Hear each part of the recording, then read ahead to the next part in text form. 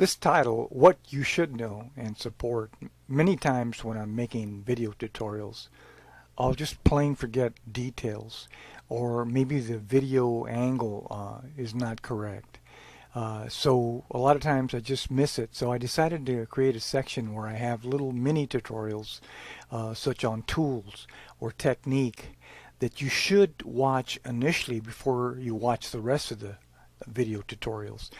I highly recommend that you start from the beginning and go all the way through the complete tutorial before you actually start doing cuff drafting or cuff replacement. Watch all the videos. And if you need support, we're here 24/7, including weekends. And just submit your images and your questions in detail, and we'll get back to you. In 99.9% of the time, we usually create a video tutorial demonstrating what you want to know. And this is how a lot of the tutorials are created for students worldwide. I'd like to talk a little bit about weights. And you'll need them if you're going to make this a career. You'll need weights. You can buy a lot of these from supply houses, tailoring houses. Some of them are $10, $15. These are real heavy staplers, the old staplers. Most of them are made from plastic today. But I would go on eBay and see if you can find some of the old ones that were made in the 60s and 70s. They're real heavy, and I use them quite a bit. But I have a dozen of these weights. And while you're going through the flea market, you may see something like this. I got this at the flea market, though. It's been 30-something years ago, and I found this. It's solid brass, very heavy, and it's so useful. I use it on everything. So it's important to have some weights in the beginning. You're starting out. You don't want to spend a lot of money. Get a can of beans. It has some weight to it. Anything that's stacked, maybe even mashed beans are real tight and compressed. They have some weight. That works. So use what you can, what you can afford in the beginning, and as you're progressing, as you're making a little money, you buy your tools. You only have to buy them one time, take care of them, and they'll last forever. In this segment, we're going to be talking about the T-pin. I usually buy these from eBay. You can buy it from any tailoring supply. They come in different lengths. This one here is about 1.5 inches. I probably recommend a 2-inch. And you'll always see them near my sewing machine. I use them to tuck in fabric, to arrange my sleeve into the cuff. You'll see me continually using this, but one of the main objectives that I use is when I'm deconstructing, to get in here. The stitching is so small that you will have a hard time using even a toothpick knife or even your Klaus scissors. You'll have a hard time getting into it. And usually when I get into this, I have a headset magnifying glass that I'll put on because I need to get up real close to get a couple of stitches. And once you get a couple of stitches, then it's pretty well to go ahead and open them up. Now this one here is closed on both sides. So again, you could use your T-pin, and again with a magnifying glass you'll be able to see it, and that's very, very important, because what you don't want to do is you don't want to use a knife to try to open it up and damage the fabric, especially when you're deconstructing and you're trying to put it back together. So you'll see that in the actual tutorial, but I just wanted to make you aware of the T-pin. Now when you get them, they're kind of rough, so I would either use some emery sandpaper or just the thinnest sandpaper you can get and smooth them out so that they're nice and smooth, so that they don't snag on your fabric. And I would do the whole box, keep them in there, and then they'll be very smooth, and it's a great tool to use. You'll see that in operation during some of the tutorials. And that's all I have to say about the T-pin. These are supplies that you eventually, I think, will make your job easy.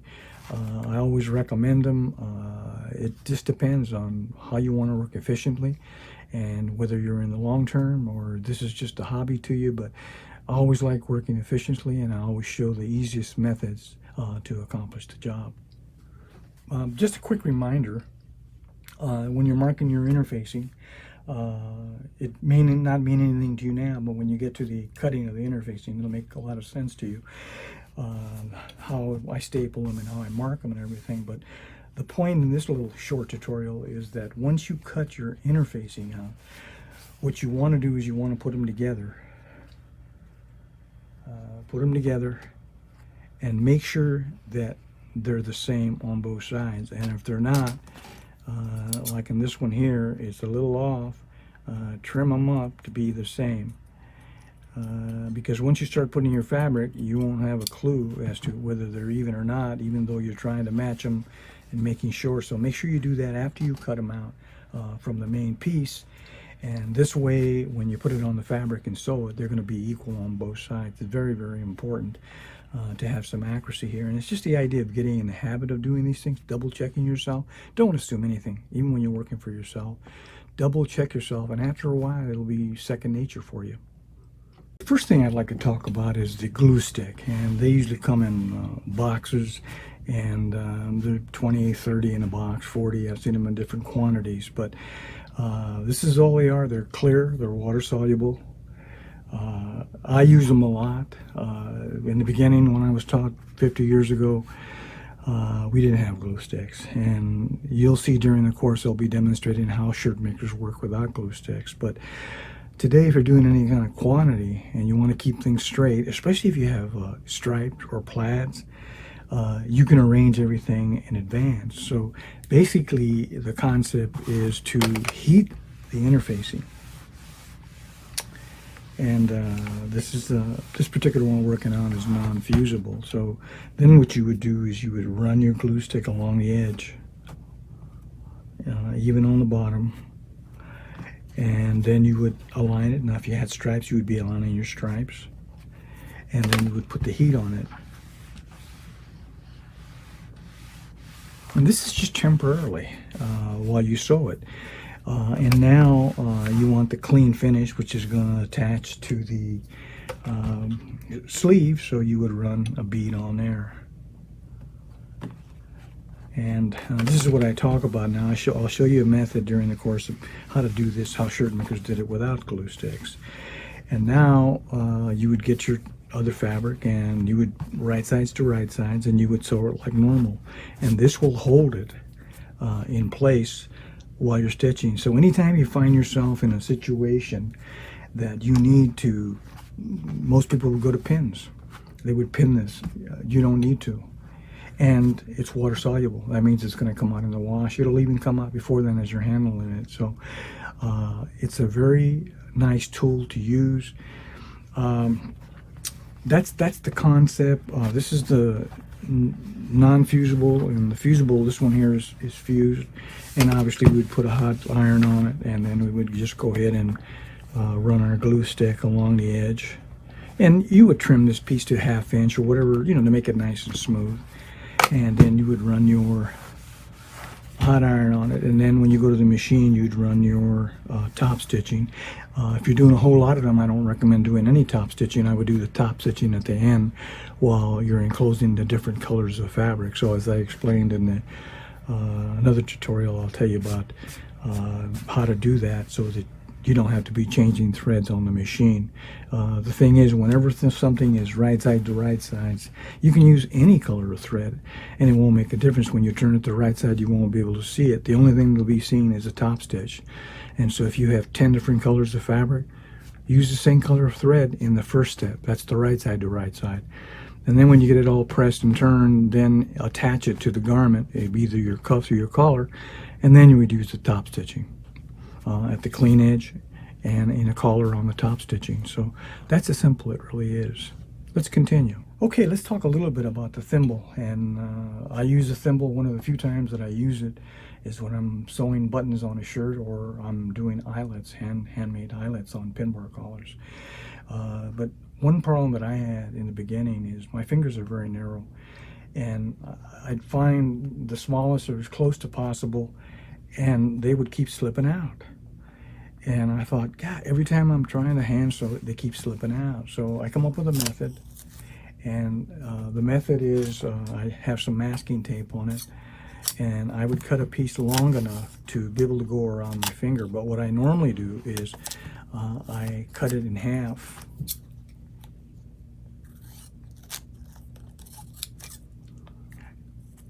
And then what I would do is I'd reverse it around whatever finger I'm going to use, and I would go ahead and wrap it around my finger.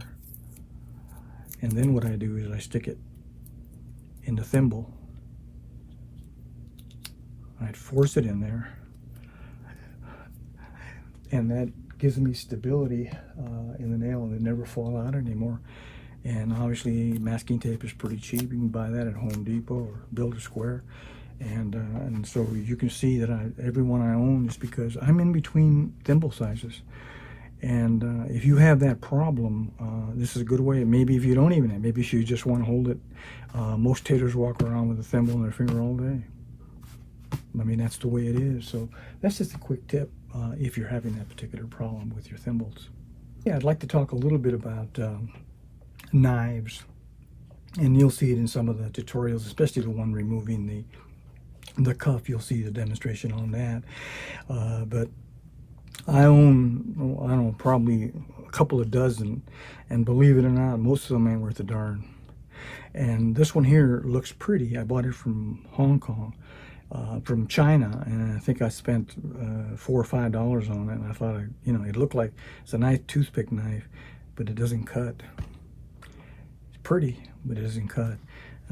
This is the original old timer made by Charade. And believe it or not, this is one of the originals I bought probably 30 years ago. You still can find some of the originals made in this country, but most of them are being made in China, and the ones in China are cutting like these. They're garbage. You can buy them in a lot of sporting goods. It's important, believe it or not, I'd take something with me, a cuff or something, and just when the salesman's showing you the blade and he's telling you how great it cuts, pull it out. Hey, let me see if it cuts or not, because you're going to pay for something that if it doesn't work, it's useless. So there's old timer, and then there's the buck knife. And if you look on the internet, they're all coming from China. So if you can find some old used ones, you're better off. They're made from quality metal in those days. They're easy to sharpen, and they hold their blade sharpness pretty well. So that's just a quick tip on that. Avoid the cheap stuff. I mean, you can buy some of these for $1 from China, but they're not they're worthless. And so buy quality that'll last a long time. I'd like to tell you a little bit about the ice picks that I use for holes. And many times when I'm trying to mark something, maybe I have some brand new cuffs, as in this case, and I'm trying to find out where I'm going to put my hole. I will get my ice pick and mark it. And again, when you do your eyelets, you'll see how I use this to open up the hole as I'm hand stitching it. There's a handy tool here. It's a Golden Eagle. Has various hole sizes. I use it for making eyelets, and I used to use this, but this makes such a clean cut. Makes it a lot easier to make your eyelets. So I've been to this. I have a supply list, and it'll be listed on there. They run somewhere around $25. They have extra parts for the needle and for the spring, and if you're going to be in the long run, I would buy extra parts before they disappear.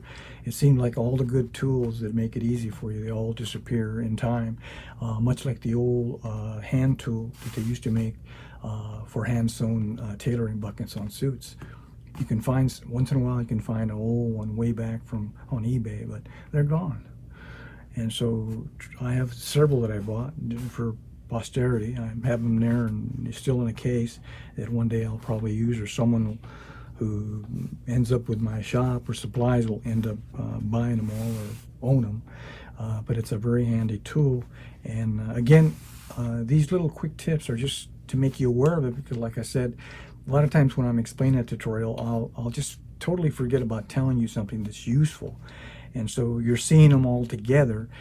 They may or not make sense to you now, but when you see the actual tutorial, it'll make a lot of sense. I'd like to talk a little bit about your shears and scissors, and during the course you'll see them being used and why they make sense. But I can't stress in buying a good shear, whether they're 8-inch or 10-inch. Tailors usually have 10 or even 12-inch. I've been used to 8 inches or 10 inches at the most. Buy a good quality. Mundial is a good. Da Vinci is another one. You get companies all the time that are making quality shears. They seem to go out of business. The German made, I bought some, oh, this is when I first started, I think I was in my 20s. I bought a pair from Germany called Arbolito, and it's kind of a strange name for it, but I paid $140 for them. I still have them today. They still cut like butter. And so it's important. I probably own a half dozen. I never can find them. They're all on one table and they all get lost, but I have them everywhere and always backups. And the other thing is, when you sharpen them, you can buy a nice, probably set up for $8, $9, $1,000 and sharpen your own at home or in your business. And it'll save you a lot of money if you're in the long term for your life. It probably makes sense. Other than that, find yourself somebody who locally can sharpen your scissors. I don't recommend these shears that you see with plastic handles on them. They come in different sizes. They're too light. They're just too light, and during the cutting process, if you've seen cutting my interfacing, these big ones tend to slide as you're cutting. These you really have to make an effort. I'm surprised that they use these at the fabric stores. I always see the cutters struggling to cut a piece straight. They just don't have enough weight on them. And the manufacturers have done a good marketing job. They sell millions of them, but I think they're useless. I don't recommend buying them. That's up to you, it's my opinion. The thing about the shears too, and I've mentioned this probably in other parts of the tutorial, the most important part of the shear is going to be the point. And when you're following, you're nipping, if you can nip them with the points, they're good. This particular one here needs to be recalibrated. They're not cutting sharp at all. And the reason being is, if you don't have them sharp at the point, how can you follow a line? If the point's not cutting, how can you turn if the point's not sharp? So it's very important to make sure that they're sharp at the point all the way through, obviously. And make sure they're nice and smooth, and keep them clean. And have several on hand. Only buy what you can afford in the beginning. If you can only afford one pair, buy one pair. In time, if you take care of them, you'll end up accumulating more. I'm sure you will. So that's very, very important. And that's about it. The small scissors, I always keep one near my sewing machine to cut thread.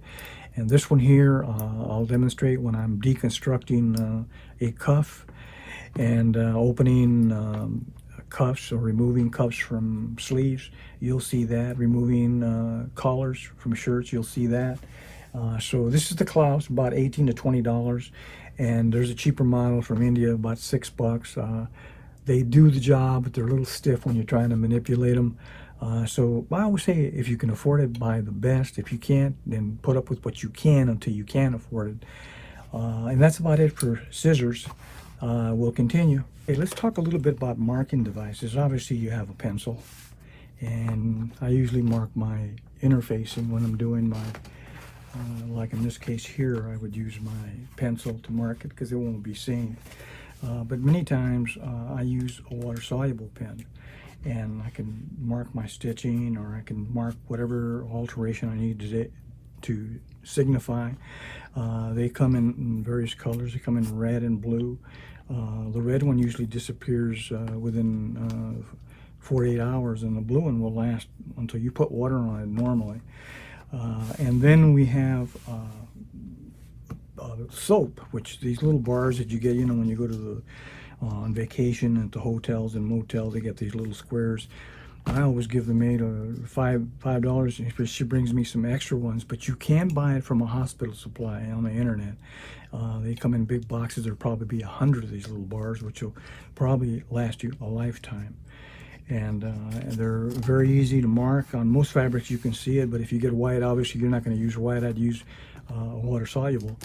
So basically, with the water soluble and the chalk, I can just about mark everything, and that's the story behind that. As far as how you prepare it, when you get these little soap bars, I usually have a very sharp foldable knife, and you put about a 20-degree angle on it, and you just start to shave it, and just like you see here, and you shave it on both sides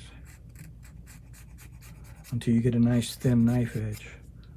And I'll show you one that I've been using for a long time, and whenever it needs sharpening, you just sharpen it. So Here's one that I have that I've been using for a long time, and when they get down, you can just continually sharpen them until they basically disappear.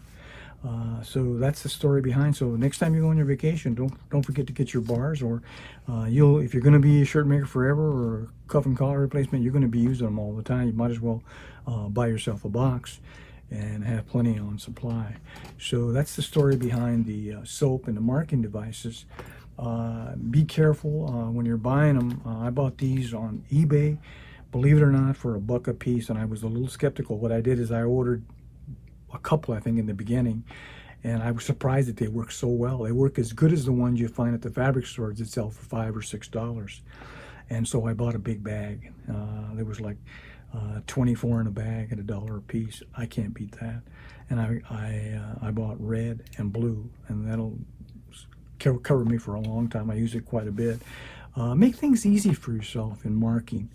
And that's the story on the marking devices.